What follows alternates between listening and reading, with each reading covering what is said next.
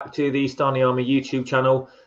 We are looking back today on the first test between Pakistan and West Indies. We are fortunate enough again to be joined by our friends, kind of, at the moment from the Caribbean Cricket Podcast. We've got Santoki, who joined us for the preview last week, and we've got Michelle as well. So, guys, welcome back, and thanks for being on. Pleasure's all ours, man. We're just here to gloat, you know. We're not even here to make you feel good about yourselves and give you any sympathy. So we've also got Imi to even it up a little bit. So yeah, we're going to be looking back on the game that finished late Sunday night UK time, and obviously looking ahead to the second test that gets going on Friday 4:00 UK time on BT again. So I guess we should start with our victors. 1 wicket win for the West Indies. Michelle, just give us an idea of how good that felt. Go on, we'll give you a chance to gloat for a little bit. Okay, do you know what? As much as I'm good, Santoki, should we just? I don't. No. Do you know what? I'm gonna actually shock you a bit in that. You know, in sport, how you have your team. So our team obviously is the West Indies, but then you have another team that you kind of like. That's kind of Pakistan for me when it comes to cricket. So don't get me wrong, obviously super happy that we got it over the line, but I wouldn't have been that upset if we'd lost, because I would have been like, well, we gave it our best shot. But if that had been like England or something, I would have been devastated. so it kind of goes there. But to tell the truth, it was a game that the pendulum swung so many times over the 5 days, never mind on the final day itself. And I don't know about you, Santoki. Obviously, I'll let you come in here. So I thought it was over when it was Josh and Kemar Roach. I was still watching, but I thought it was actually over. And then when it was Roach from Warwican, I was watching, but kind of just waiting. And obviously, guys, when you come back in, I actually thought Pakistan's bowling got worse the easier it became. If that makes any, there weren't that many deliveries that actually threatened our tail enders when you really look at it. But Santoki, come on, let's gloat about it. Yeah, no, I'm gonna say my face is hurting. I've been smiling for the past 72 hours, man, because honestly, it's similar to what Mash said. When Rizwan caught that amazing catch, I thought game over. West Indies, we pulled it out of the bag. Iconic victory. And it means we're going to lead into the second test and pull off another victory, I think, at this point. But that's enough about us, guys. How are you two feeling post-match? Well, I'll let Imi take this one. Imi, go on. The Pakistan point of view, one wicket defeat to the team that are, to be fair, the team that are currently the best test team in the world, given that they are number one in the WTC. Exactly. And Imi, so you obviously would love to know your thoughts on the defeat, obviously, but also, do you think that kind of resonates from a Pakistan point of view as well? There are certain teams that you really hate losing against, and there are certain teams that it doesn't hurt quite as much. Let me just clarify that quick point, yeah? I was actually hurt more with India winning the test match against England than us losing. So that's one part straight. Let's get that part straight. Yeah? That hurt more. You know what? As what Michelle just said, yeah. Sorry, have I got your name right? Yeah, 100. Yeah. Basically, West Indies is everyone's second team, so it's one of them. You know, you have a team where your own team, and you have a team where you can follow them because it's just wonderful to watch them. Everything about them, the stadiums, the fans, the team, the style of cricket, everything, you know, sort of just draws you into it. So West Indies is always that for majority of people. And I thought there was, even though there was hurt, like immediately after the game, you go back and about 10-15 minutes later, I'm looking at it and thinking, I've probably just witnessed one of the greatest test matches in my life so far. I mean, we've just gone and seen a test match that could have gone either way. It could have swung either way over the 4 days. And in the end, it's gone on maybe field placing, a couple of drop catches. more fight by the West Indies 10 and 11. It was wonderful to watch, and I've been quite relaxed over the last couple of days. Yeah, none of us are believing that. None of us are believing that, Amy. Just a couple of comments. Shazeb, exactly what a game it was. Obviously, Pakistan fan. Congrats to our brothers from the West Indies. Absolutely, I think there's been a lot of kind of mutual appreciation, certainly on social media. I think between both sets of fans. Big up Ghana from AK. I'll go on to that. I think on one of the tweets that you guys put out, Michelle and Santoki, we kind of called it a bit of a mid-table scrap. Really, I think sometimes the best cricket to watch is when you've got two flawed teams. I think anyone watching that game will see that there are definitely two flawed teams that were playing. If we take it back, I guess to day one, and we'll just kind of go through maybe some of the days and obviously look ahead to the next game as well. West Indies won the toss, put Pakistan into bat. Michelle, right decision and happy with how they bowled. They certainly kept things pretty tight early on, didn't they? Yeah, I think they can't be. Okay, well, actually, people were shocked by us playing Jamel Warrican and not going in with another pacer. But if you insert someone, no matter what the track says, no matter where you are in the world, if you opt to bowl first and you bowl the side out for 217, you can't criticize it. You have to be happy with that. So I was more than happy with restricting Pakistan to 217. The fear was always just going to be, what were we going to do when we came to bat?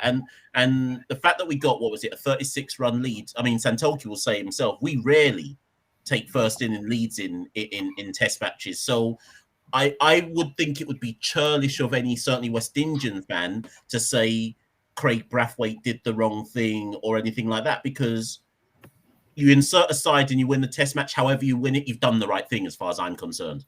But questions that I know Santoki's coming in, but questions that I'll put back to you when you guys jump in is that we had said before the test series that we didn't think the Pakistani batting was all that. We were worried about the bowling, but we didn't. Your top order, and by top order, I'm saying basically until it gets to Fawad, or maybe Babar obviously before Fawad, but until it gets to them, I feel like your batting only starts then. I kind of feel like your top three, I'm including Azhar Ali in this, are walking wickets to our bowlers. Now, for all I know, in the second test now you're going to get 400 for one or something, but your top order looks as weak as ours. Imi, that's kind of what we're saying is, sorry, Santoki, I'll come to you in a second, but Imi, just on that point, that was our fear before the series, wasn't it? That Pakistan are going to be 20 for 2, and we were 20 for 2 in the first innings. We were essentially 20 for 2, given the 36-run lead in the second innings. And as Michelle's saying, that's kind of almost when the batting starts. That was the fear from us, wasn't it? That we're not going to get enough runs, and kind of so it proved. Yeah, let's clarify one thing. Yeah, we're a team at the moment with our openers, and we celebrate a guy who catches the ball. Yeah, we're celebrating a guy because he could basically catch a ball, and he can't bat. So that's one. Abid, very similar. He sees it out, sort of thing. He sees a new ball out most occasions, but then he gives it away. And without mincing the words, he's on a decline, isn't he? Now we've seen Azhar at his best, and now we're seeing Azhar coming downwards. I'm not saying that we should replace Azhar because we don't have the personnel to replace him, but I'm fully with Michelle there because our batting essentially starts with Barbard. Anything before that is a bonus. Yeah. And Santoki, you told us in the preview show to look out for Nkrumah Bonner. At the close of day one, after his duck with the West Indies 2 for 2, what were you thinking, and what were the thoughts generally? Was it, because certainly on social media it seemed a little bit like a kind of here we go again from a West Indian point of view. We're 2 for 2, and we might stay the follow on. I think you guys might have even put a tweet out, I think, about the follow on. What were you thinking at the close of day one there?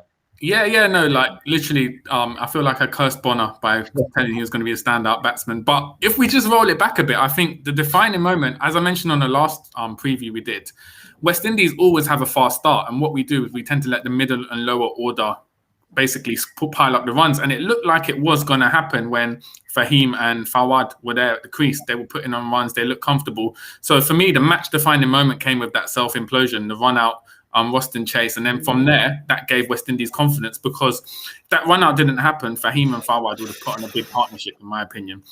So that was a match-defining moment. And going on to the end of play, as you said, Abbas just looked like he was running riot. I was thinking the worst. I thought if Pakistan put up 217, that was a good score if we're playing like this against Abbas at the end of the day. But the next day, to our credit, we came back stronger.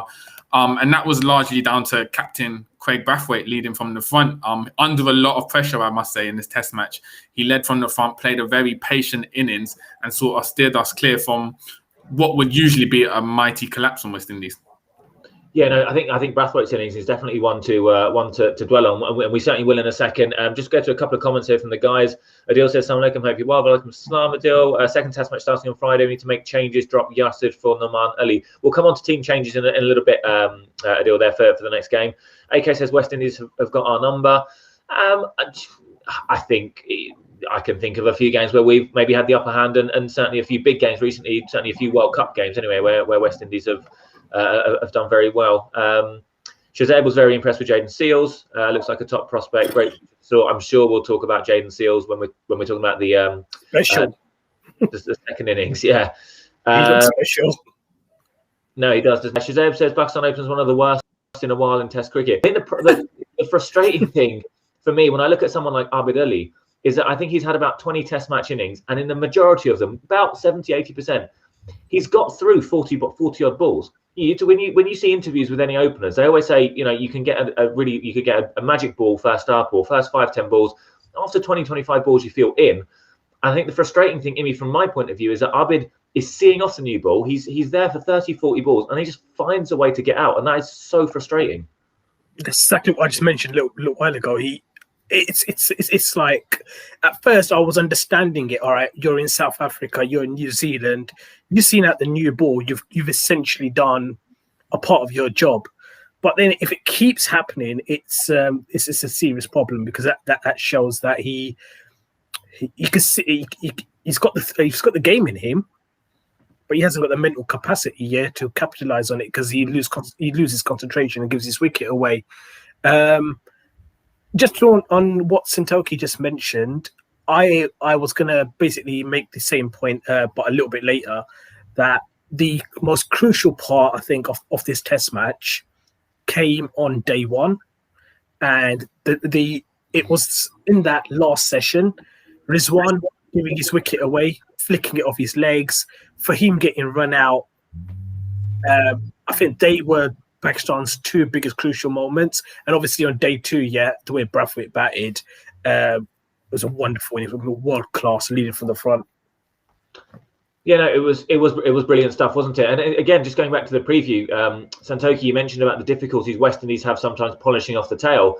I think Pakistan 31 for 5 in the first innings, and something like 35 for 5 in the last 5 batsmen in the second innings. So about 10 wickets for about 65, 70 runs. So certainly on that side of things, not helped by some pretty abject batting. I guess you must be pretty happy with how you did manage to kind of finish off the tail in this game, at least. Yeah, and second innings particularly was down to Jaden Seals. He sort of done that job of cleaning up the tail, which is something which we've lacked in the past year or so. So he's someone who's obviously come out as someone who's got the spotlight on him now as a 19-year-old. That kind of performance, the maturity he showed. We talked on the last preview about just aesthetically his movement, how good he is to watch. You can just tell, watching one over from him, you can tell he's a world-class talent. So it was good that he managed to step up and polish off the tail. And hopefully going forward, that's something he can do, because it has been a major flaw in West Indies side and a reason why we have lost a lot of tests in the past year or 18 months. Michelle, as Pakistan fans, we know that tearaway fast bowlers don't always stay in line and often go off the rails. Do you guys know generally what the lad is like, and is he someone who's going to kind of keep his head down and is someone we're going to be talking about in 10 years' time? Or I mean, I was fortunate enough to actually be in. There was a press conference with him yesterday, and I was fortunate enough to be in there with him. And what I would say, based on his answers to all the various questions, is that he's very level-headed. When he was asked about how did you reflect on his performance? He was like, it was a 7 out of 10. And I was like, what? And he was like, I was too expensive. He was like, yeah, I got 8 wickets, but my economy rate was far too high. I've got some work to do. Second test, I'm back to 0. So yes, I've made history, but that means nothing when the second test comes. And I think that's quite mature for a 19-year-old to say who, and given the context of West Indies cricket, where so many of our promising youth, when they make the jump to the test cricket, we've seen this before where Fidel Edwards came in with a blast, Alzari Joseph came in with a blast, and then they just, it's not that they disappear, but they fail to deliver on the promise in future. So we'll be watching him carefully. As Santoki correctly points out, he looks like he's going to be a real talent. But our fear, and this comment that you've just brought up is almost it, our fear is what will 2020 cricket do? We've had a couple of West Indian fans saying that we're being negative for mentioning it, but the financial reality of playing for the West Indies means that if you are good, franchises are looking at you. So that's in the distance, and we hope it doesn't come for a while, but we are slightly concerned. Yeah, and I think every right to be. I mean, certainly the white ball teams that we see from the West Indies, certainly when it comes around to the tournaments, kind of pretty much second to none, certainly in 2020 cricket.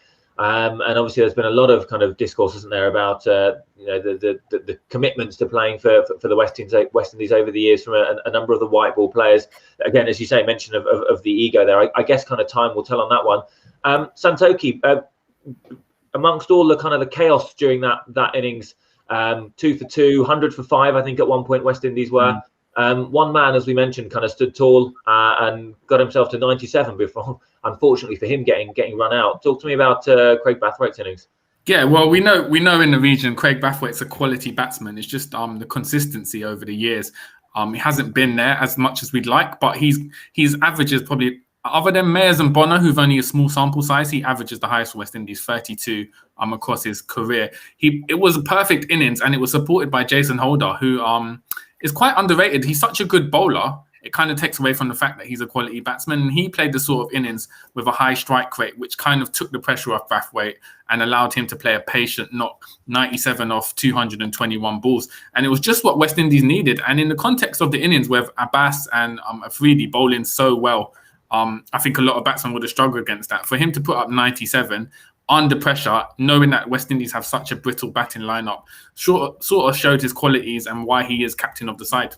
He's a player who you can definitely say the captaincy adds to his game rather than acts as something which pressures him and works to his detriment. Well, I think between us, we probably all watched pretty much every single ball of that Test match. It's quite nice for UK viewers to be able to kind of watch cricket from the Caribbean just because of the timings and stuff. But Imi, from a Pakistan point of view, and maybe I missed something. I can't remember Brathwaite giving us too many chances during that innings. There were drop catches, I think, throughout the match. But I can't. If anyone can think of a Brathwaite chance that he gave up, I can't think of anything. It seemed like a pretty chanceless knock. It probably deserved 100, to be honest. No, I think it was. It was pretty as because I wouldn't say I watched every single ball because I was at work, and I was pretending to work, and then same time watching cricket as well. So yeah, I can't remember a time where I saw Brathwaite sort of make a mistake. I mean, it wasn't one of them pitches where you're going to be absolutely immaculate. You're going to have plays and misses. You're going to have a lot of that where you're going to get beaten, but it was that sort of wicket, and it was, I think Ian Bishop sort of summed it up. What he done brilliantly was, if he got beaten, he forgot that, and the next ball he played it on its merit again, and that's all you can do as when the ball's moving around. It was pretty immaculate. Michelle, is this a completely other show if we talk about why is white ball and Test cricket West Indies team so different? How long have we got on that one, I guess? Do you know what? No, we can answer that one quite quickly nowadays, though, in fairness. If you'd asked me that 3 years ago, I would have said, let's not, because it's an essay. But now, and by white, now we've got a lot of our players back in the fold. And I think probably key to it was once they made Kieron Pollard captain, and because Kieron Pollard previously was seen as one of the, not by us, but the kind of like lazy interpretation mercenary players, once you make someone like that captain, everybody else comes back into the fold, because he, by becoming captain, agreed to basically not play all the franchise tournaments. So something like normally you'd see Kieran Pollard play all of PSL. You all the while he's captain of the West Indies, you're never going to see that again. For example. Sorry, I've got the I'm in London and I've got the National Railway runs right behind my house. Love that. I'll mute myself while I'm.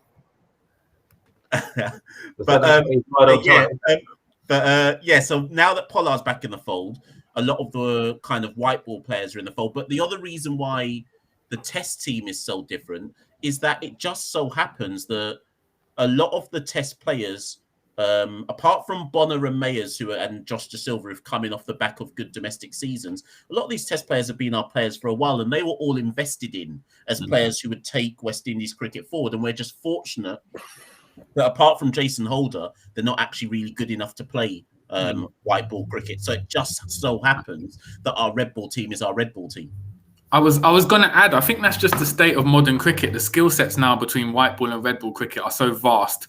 You're going to get, like, if you look at England, the T20 side is completely different from the test side. And even a very good player like Joe Root struggles to balance playing in all formats, being successful in all formats. You've only got the pinnacle of players who can manage that. So I think going forward, we'll always see completely different white ball and red ball teams for all sides across the world. Yeah, no, I think that's a decent point. In fact, I think we mentioned last time, didn't we? Pakistan, probably one of the few teams that we probably have quite a big overlap. You think of Babar Rizwan, Shaheen, Hassan Ali, and there's a whole other conversation about burnout and everything else that I'm sure we can have another time. Imi, coming into the game, I think based on what happened back in 2017, a lot of Pakistan fans were quite optimistic about Yasir Shah, about Mohammad Abbas, who took 2 wickets early on at the end of day one, and then I think bowled about 30 wicketless overs. Yasir and Fahim bowled the same number of overs in the first innings, I think 13 and 14. Fahim picked up a really important wicket, I think 6 maidens. Yasir 1 maiden in 13 overs. That's not it from what's supposed to be our kind of number one spinner. Is that a consequence of Yasir on the slide, or just not playing enough Test cricket generally? A bit of both. I think his last first class game. So last game with red ball cricket was in February. That's a lot of time, since you've picked up a ball and actually bowled. And he hardly plays white ball cricket anyhow.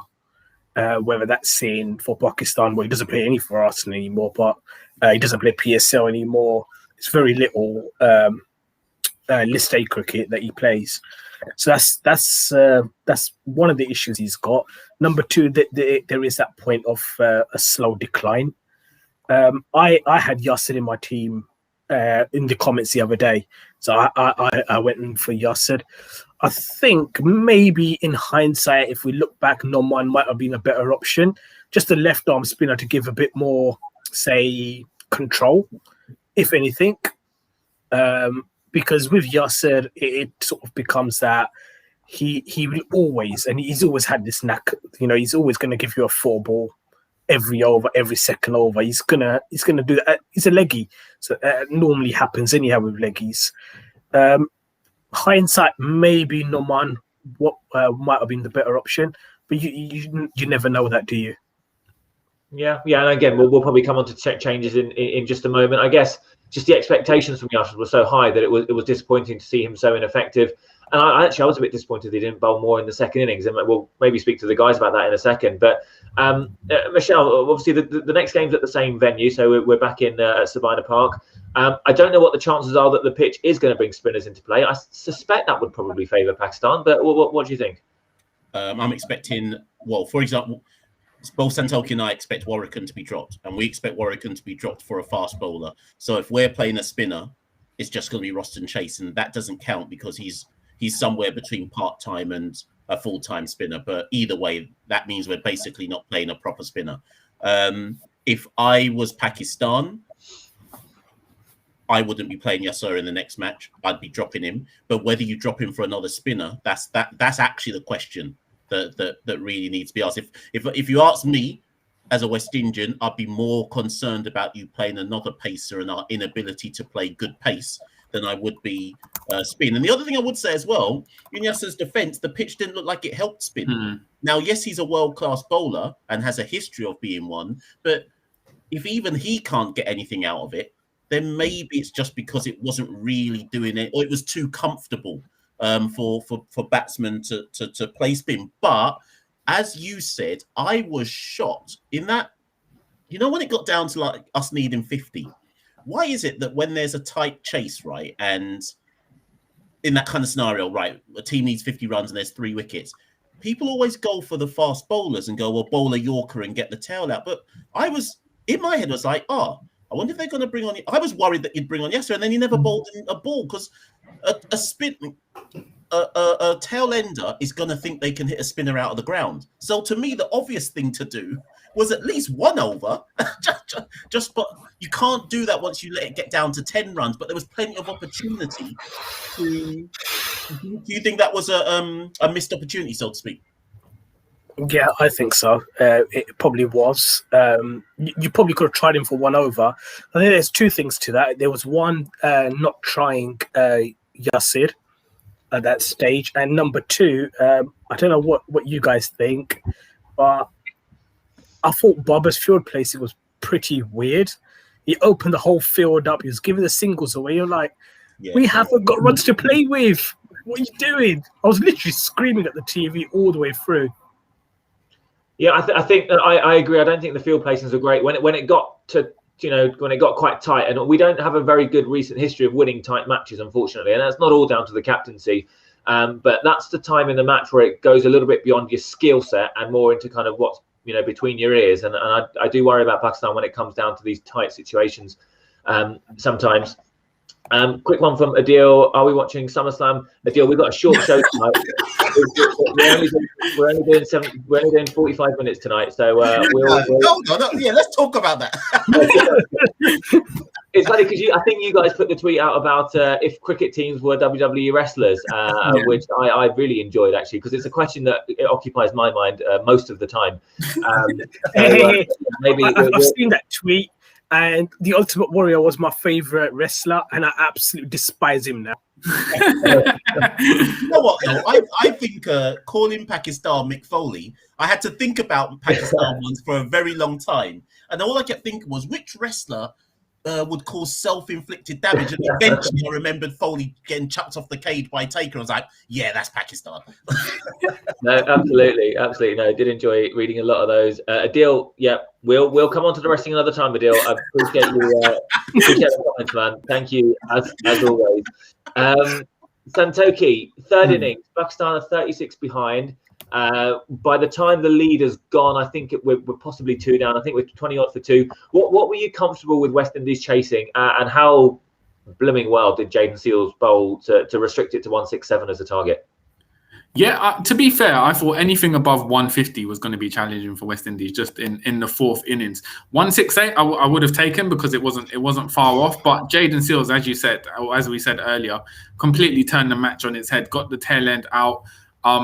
Very, very impressive. And also Carl Mayers as well. He didn't perform at all with the bat, but he came up with the crucial wicket of Baba Azam. If anyone was going to get a big score in that innings, I thought it was Baba. And at 55, he looked likely to push on. He played a very patient knock in that 3rd innings as well. So you felt like he was focused on getting towards that century. So Mayers, they call him Golden Arm in the Caribbean because he pops up with crucial wickets at crucial times. He lived up to that name. But 168 was a very, very tantalizing score. We couldn't really predict it. It was low enough for us to chase, but also 4th innings and it being West Indies, you felt it could be Mount Everest out there. So it set it up very nicely. But Seals done the job for us, and it was nice as well that Roach was the one who caught his last wicket to get the 5-4 as well, because they're kind of like mentor student. So it was a good moment there, and Roach as well for just his ability to be consistent for West Indies as well. He's definitely an underrated player in World Test cricket, I feel. Yeah, no, I guess from a West Indian point of view, it's anything under 200 probably you're thinking, gettable as it were, and obviously so it proved. Imi, from our point of view, I can think of Old Trafford last year against England. I think it was Cape Town a few years back against South Africa, where we've got the opportunity to bat the opposition out of the game in the 3rd innings of the match, our 2nd innings, and we completely blow it. We should have got more than 203, surely, even on a pitch that was deteriorating or what have you, against a good bowling attack. 203 is that just wasn't good enough, was it? And just as a quick follow-up question, the real go slow at the end of day 3, where Fahim went completely into his shell and then got out pretty quickly the following morning. did that benefit us or did that benefit West Indies? Because I was confused watching that. Yeah, 203 wasn't good enough, and you see some of the dismissals, and you think it's okay getting out on a wicket like that, because we've discussed the wicket. There's plenty happening in that pitch and everything. But then when you give your own wicket away by, playing poor shots, that's where it hurts. And I think it was on day 4 at the start. I actually tweeted and I said, another 50 runs, and we're in this game. Another 75, and we've won it. So I was looking at 175, 180, and I was looking at 200, and it was just some complete giveaways. Barbird, for example, now, if I'm not mistaken, that's the 9th time it's not really a long career, is it?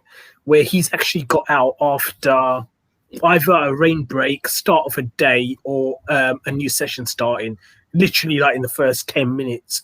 So that doesn't bode well. On Fahim, I was literally screaming at that point. My missus wasn't very happy because she was trying to go to sleep, and there's me screaming at the TV thinking, what are you doing? This is not your natural game. Because it's one of them wickets where eventually a ball's going to have your name on it anyhow. So if the ball's out there to be, it's in your zone, go for it. But he went into a complete shell. Yeah, I mean the term intent, people kind of laugh a little bit at that because how do you define intent? But it didn't look like there was a lot of intent in our batting at the end of day 3. Michelle, I feel like from my point of view, a quick 20-30 there, and you put every run that Pakistan get batting second is a run that West Indies need to make, obviously, in the 4th innings.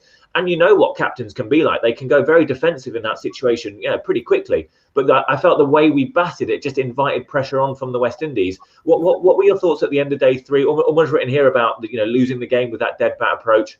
What were your thoughts from a West Indian point of view? Obviously, I was happy, but I thought it was bizarre. So firstly, dealing with the end of day 3, even I was watching it going, what are they doing? Why are they letting us? How did I interpret it? In my head, I saw it as, why are they allowing us to still be in the game? Is how I interpreted the end of day 3. That I thought there were a good 20 to 25 runs on offer there. It wasn't dangerous bowling. And we saw out the last half an hour for basically nothing. And then the next day, I actually think the next day was worse because what was it? It was Pakistan was something like 168 for 5 or something like that. Maybe on 100, something akin to that. There is no way in that circumstance. And let's not remember, the only reason you got up to 203 was because Hassan Ali decided, screw it, let me just try and hit some 6s at the end. I actually thought it was pretty diabolical. I know Jaden Seal's got the wickets, but it wasn't as simplistic as just good bowling.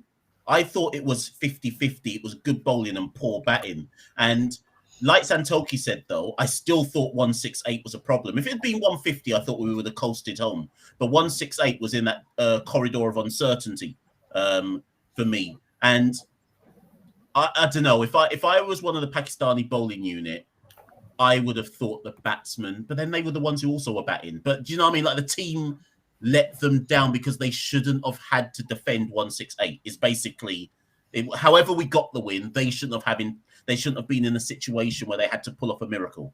And actually, I wanted to say earlier on, and I guess we're getting to the part where we consider selections soon, but I actually was a bit disappointed by Abbas's bowling as well, actually. Apart from up front with the new ball, I actually thought he was pretty off.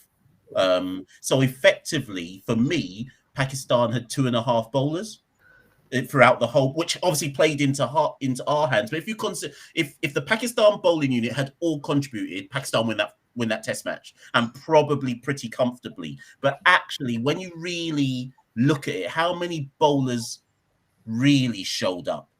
And even within that, you had to have Shaheen playing out of his skin. Maybe you might think I'm being harsh there, but that's how I saw it.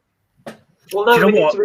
It's what we alluded to, isn't it? If Abbas went 30 overs wicketless after his heroics, if you want to call them, at the end of day one. Yasser was barely bowling. Fahim is a bit of a golden arm, but he's not gonna run through a team. So that leaves you with Shaheen Afridi, Hassan Ali, and as you say, half of Fahim Ashraf. So 2.5 bowlers sounds about right. And I guess it is something to consider kind of moving forward. Just a comment here from Contact about just going back to the West Indies a second. He's concerned about the top/middle order, which I guess that covers most of the batting, really, doesn't it? Powell, Mayers, and Bonner. We had a couple of other players for that as well. Santoki, let's go on to that before we'll come on to the fourth innings in a second because there was a lot of drama there. But do you see any kind of batting changes for Friday? I don't actually see any. I think Mayers and Bonner have obviously bought enough time with their performances throughout the year that they won't be dropped. There's this debate going on about Shai Hope, whether Shai Hope comes in place of Kieran Powell at the top of the order. I personally think they'll give Powell the second test because Shai Hope playing one test, Powell playing one test doesn't really help either batsman. You need to kind of get into the groove. So I think they'll give Powell this second test. If he doesn't perform, he'll be dropped after that. So I don't see any batting changes. As Mash said earlier, I think the only change will be Jamal Wolverton coming out for a pacer, probably Alzari Joseph. But I'm also slightly concerned about the umpiring as well. I'm not sure how that's going to go in the second test. We saw in the fourth innings, diabolical is one way to put it. The amount of reviews and incorrect decisions as well. So it'd be interesting to see if we see any improvements from that side of the game in the second test. Mm-hmm. Amy, how did you read the umpiring? I know Azarelli was given out about 4 times in his first innings, incorrectly a few times. And I know there were I think, from a West Indian point of view, I think it felt like every umpire's call kind of seemed to go Pakistan's way. That's what I kind of read from social media. Your thoughts, Amy, on all that? You could partly blame me for that one. I just tweeted about him, and it's literally as I pressed send, he got out eventually, and I was just talking about how many lives he's got, and I think the umpires didn't have the greatest game, but again, it was such a difficult game as well to umpire because there was a lot happening in terms of the way the ball was moving around, everything else that was around the game. It probably wasn't the easiest game to umpire. But they weren't the greatest, shall we say. Just say Michelle was talking about like our we're having 2.5 bowlers. I was trying to work out where you met my dad, because my dad said that about 3 times that night. It's like, we've got 2 bowlers. We've got 2 bowlers. And he just kept going back to Shaheen and Hassan and thinking the others are just not with it. I mean, Fahim is what you call a real stopgap bowler. I mean, he's never going to, run through the opposition. He's going to be someone who's going to get you some overs in. Abbas didn't look threatening at all, and then obviously Yasser wasn't even bowling. Yeah, and you're going to struggle when you've only got essentially a 2-man attack. So we'll come on to this fourth innings now. Obviously, this is kind of where the game was, I guess you could say kind of won and lost. Eventually won by the West Indies. 16 for 3 at one point. Chase and Blackwood seemed like they were doing it quite comfortably till kind of Fahim gets a really crucial wicket. And then it comes down to about 50, 3 wickets in hand. Michelle, I think you may have covered it earlier, but at which point were you particularly confident? And did you think maybe when the 9th wicket fell, 13, 14 still to get, that this is all done? Yeah, so I wasn't confident when Josh and Kumar came out after tea, was it? I can't remember. When Josh got out, I still wasn't confident. I think it was 26 needed at that point. Now, when Jamel Warrican hit the streaky 4, and I think that left us with maybe 19 or 18, I started to think maybe we can do this. Because at that point, Pakistan was starting to run out of runs, so to speak, to play with. So I was like, it doesn't really matter how crap the bowlers are. Once you get to this point, pressure's now on the bowling unit. And that was the crucial, that 4 was a crucial moment where I thought, wait a minute, the pressure's actually on Pakistan now. It's not on us. But then Rizwan took the amazing catch. And what I loved about that catch from Rizwan, and this is what I love sometimes about when you have 2 teams that respect each other in terms of fan base. I was watching that, and obviously I was gutted, but at the same time, I was like, no, that's just brilliant. You just have to stand up and applaud that and say that's just in cricket. So at that point, I was like, yeah, Pakistan going to win this now. And this is why I made the point earlier on. So when Jaden Seals came in, we needed, I think, 17. There was no delivery from that point till the end of the match, which caused any of the batsmen any problems. And I think that's disappointing. And I'm not blaming Shaheen. I'm not blaming Hassan Ali or anything like that. And I think you alluded to it, actually. I just think Pakistan lost their heads a bit. It was almost as if they were like, the victory's ours. And then nobody actually... I don't know what the plan was at that stage, but the singles were so easy to take. All you had to do is basically nudge and nurdle, and then before you knew it, we had 5 runs together. It was like, wait a minute, Pakistan are going to steal a defeat. Steal a defeat from this situation for no reason whatsoever. No, I think. Anyways, I think what Mash is saying is right. When Rizwan, because Rizwan's catch was the type of catch which wins matches. I think the celebration from Pakistani players when he took that catch, because you lot were acting like you won the Champions League at that point. You were jumping on top of him. The bench was running off. I think there was a bit of complacency on your part because Kemar Roach, as we said, he averages 11 in Test cricket. He's not a noted batter. Jaden Seals is just coming in. So there was a bit of complacency. And in the end, it was weird. It was tense because there was 1 wicket left. But it never felt like Kemar Roach was under threat. He looked very comfortable getting singles. Same with Jaden Seals. So it was a very weird performance from Pakistan towards the end. To have that high of Rizwan taking the catch and then to just sort of lose all sort of urgency, it was very strange.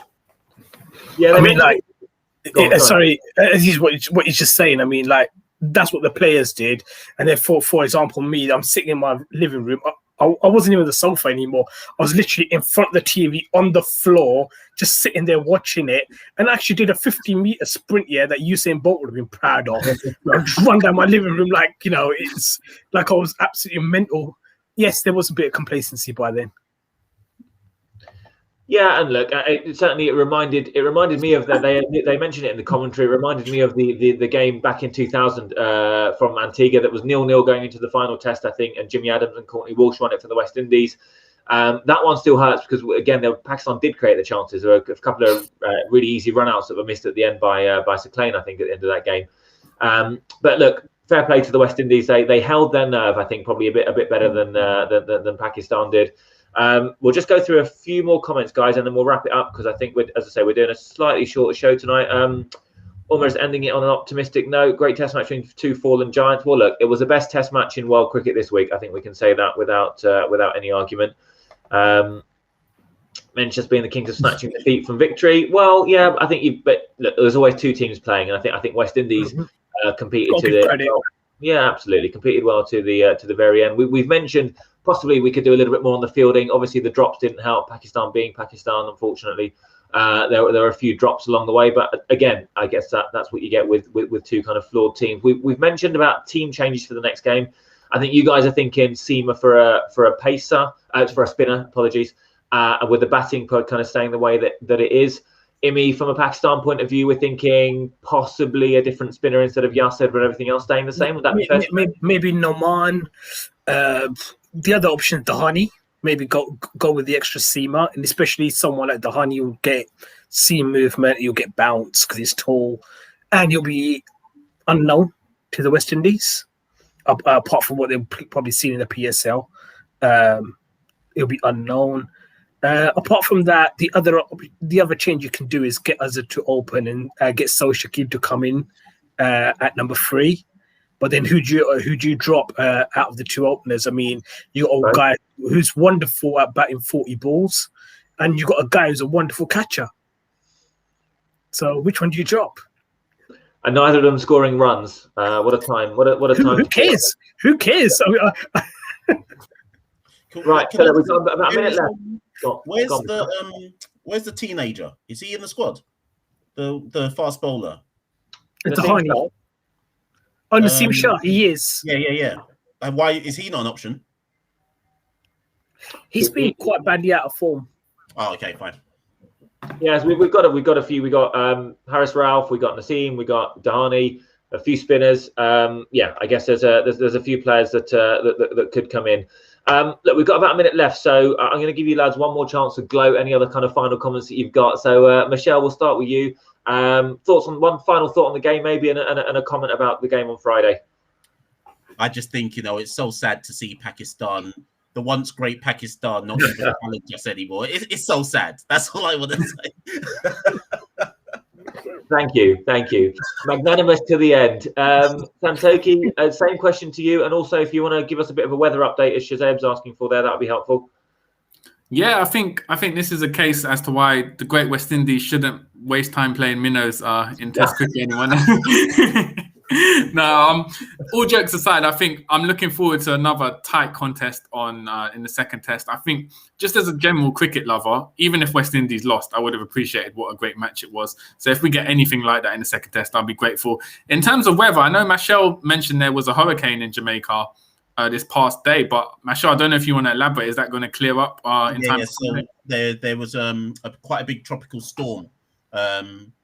They're calling it Tropical Storm Grace, which was destroying parts of the island yesterday, but it's scheduled to have passed through by later today, early tomorrow. So we're assuming it won't have any impact on the test match, but I would suggest that everybody keep their eyes out for any further weather updates tomorrow.